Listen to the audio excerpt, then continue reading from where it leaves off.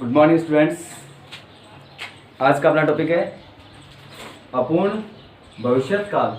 दो हम पढ़ चुके थे, भविष्यत काल दो भेद हम पढ़ चुके थे, सामान्य भविष्यत काल और संभाव्य भविष्यत काल हम पढ़ चुके थे।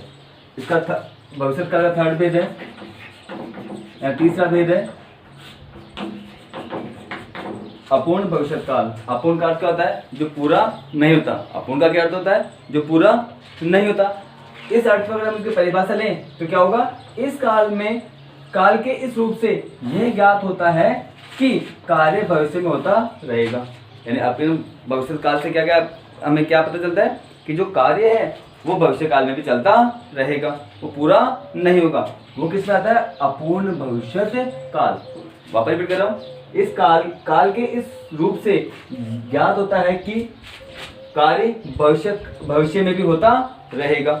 यानी कार्य जो है वो भविष्य में चलता रहेगा, पूरा नहीं होगा। पहचान देखिए, इसकी पहचान क्या आएगा? धातु के साथ में क्या आएगा? ता रहेगा, ती रहेगी, ते रहेंगे। धातु के साथ में क्या आएगा? ता रहेगा, ती रहेगी और ते रहेंगे। ये धातु के साथ में आएंगे तो इसका मतलब क्या है? अपूर्ण भविष्यत काल। उदाहरण देखिए, विद्यालय चलता रहेगा, आगे ता रहेगा, यानी कंप्लीट नहीं हुआ, ये चलता रहेगा, आगे भी चलता रहेगा, है ना। हम निरंतर प्रयास करते रहेंगे, ते रहेंगे, यानी हम प्रयास करके रुके नहीं है, प्रयास हमारे आगे भी चलते रहेंगे। तो क्या आएगा? अपूर्ण भविष्यत काल में। अध्यापक पढ़ाते रहेंगे, अध्यापक का पढ़ाने का काम पूरा नहीं हुआ है, इसका मतलब वो आगे पढ़ाते रहेंगे, इसलिए वहाँ क्या आएगा? अपूर्ण भविष्यत काल। वापस रिपीट कर रहा हूँ, काल के इस रूप से यह ज्ञात होता है कि कार्य भविष्य में भी होता रहेगा, यानी भविष्य में कार्य चलता रहेगा। पहचान देखिए, ता रहेगा, ती रहेगी, ते रहेंगे।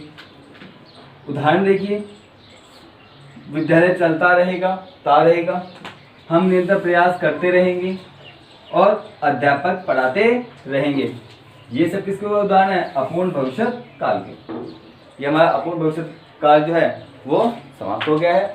अब हमारा है नेक्स्ट फोर्थ भेद और लास्ट फाइनल काल का पूर्ण भविष्यत काल। पूर्ण भविष्यत काल, पूर्ण का अर्थ होता है पूरा होना। पूर्ण का क्या अर्थ होता है? पूरा होना, यानी जो पूरा हो चुका होता है। अर्थात काल, इस काल की क्रिया से बोध होता है कि कार्य भविष्य में पूरा हो जाएगा। इस काल की क्रिया से यह बोध होता है कि कार्य भूत का कार्य भविष्य में समाप्त हो जाएगा। काल की इस क्रिया से बोध होता है कि कार्य भविष्य में समाप्त हो जाएगा, यानी भविष्य में कार्य क्या पूर्ण हो जाएगा, कंप्लीट हो जाएगा। तो वहाँ क्या होगा? पूर्ण भविष्यत काल। पूर्ण भविष्यत काल की पहचान देखिए, धातु के साथ में क्या आएगा? चुकेगा, चुकेंगे, चुकेगी और चुकोगे। ये धातु के साथ में आएंगे। चुकेगा, चुकेंगे, चुकेगी और चुकोगे, ये धातु के साथ में आएंगे। तो ये धातु के साथ में आते समझ जाना कि कार्य क्या हो चुका है? भविष्य काल में पूर्ण हो चुका है, तो वहाँ क्या होगा? पूर्ण भविष्यत काल। उदाहरण देखिए, वे अस्पताल जा चुके होंगे, यानी कंप्लीट हो गया काम। जा चुकने का काम क्या हो गया? कंप्लीट हो गया, पूरा हो गया, इसलिए क्या आएगा? पूर्ण भविष्यत काल।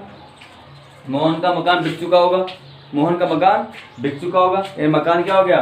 बिक गया, कंप्लीट हो गया, बिक चुका होगा, यानी तो बिक चुका होगा, तो इसका मतलब क्या है? पूर्ण भविष्यत काल। लेकिन यार ना, भविष्यत काल में एक बात और है, जो सदा सत्य रहने वाली बातें हैं वो हमेशा पूर्ण भविष्यत काल में आएगी। सदा सत्य रहने वाली बातें भी पूर्ण भविष्यत काल में ही आएंगी। जो जैसा करेगा वैसा भरेगा, जो जैसा करेगा वैसा भरेगा, अर्थात ये भी क्या आएगा? पूर्ण भविष्यत काल। इसका मतलब कि जो सदा सत्य रहने वाली बातें हैं, वह सब किस में आएगी? पूर्ण भविष्यत काल में। इसके अलावा आंखें बंद कर लेने से सूर्य अस्त नहीं हो जाएगा। आंखें बंद कर लेने से सूर्य अस्त नहीं हो जाएगा, यह भी किसका है? पूर्ण भविष्यत काल का। आंखें बंद कर लेने से सूर्य अस्त नहीं हो जाएगा, ये भी पूर्ण भविष्यत काल का है, क्योंकि ये सदा सत्य रहने वाली बात है कि हमारी आंख बंद कर लेने से सूर्य अस्त नहीं होगा। तो जो सदा सत्य रहने वाली बातें वो भी क्या होगा? किसमें आएगा? पूर्ण भविष्यत काल में। इस साथ हमारा भविष्यत काल का टॉपिक भी क्या हो गया? समाप्त हो गया। वापस भी लेता हूँ जो आज पढ़ा है। जो आज मैं पढ़ा है उसको मैं वापस रिपीट कर रहा हूँ। अपूर्ण भविष्यत काल, अपूर्ण काल होता है पूरा नहीं होना, अर्थात काल के इस रूप से यह ज्ञात होता है कि कार्य भविष्य में भी होता रहेगा। पहचान देखिए, धातु के साथ क्या रहेगा, ता रहेगा, ती रहेगी, ते रहेंगे, ये धातु के साथ आते हैं। जैसे विद्यालय चलता रहेगा, हम निरंतर प्रयास करते रहेंगे, अध्यापक पढ़ाते रहेंगे, यानी कार्य भविष्य में भी जारी रहेंगे। तो जब भविष्य काल में जारी रहेंगे, पूर्ण होंगे, तो किस में आएगा, अपूर्ण भविष्य काल में। पहचान ध्यान रखिएगा, ता रहेगा, ती रहेगी और ते रहेंगी, ये पहचान है अपूर्ण भविष्य काल की। फोर्थ पेज हमारा पूर्ण भविष्य काल। इस काल की क्रिया से बोध होता है कि कार्य है वो भविष्य में समाप्त हो जाएगा। इस काल की क्रिया से बोध होता है कि कार्य भविष्य में समाप्त हो जाएगा। इस काल की क्रिया से बोध होता है कि ये कार्य भविष्य में समाप्त हो जाएगा। पहचान देखिए इसकी, चुकेगा, चुकेंगे, चुकेगी और चुकोगे, ये इसकी पहचान है जो धातु के साथ में आएंगी। इनके आते ही समझ जाना कि क्या है, पूर्ण भविष्य काल का वाक्य है। जैसे वे अस्पताल जा चुके होंगे, पूर्ण हो चुका।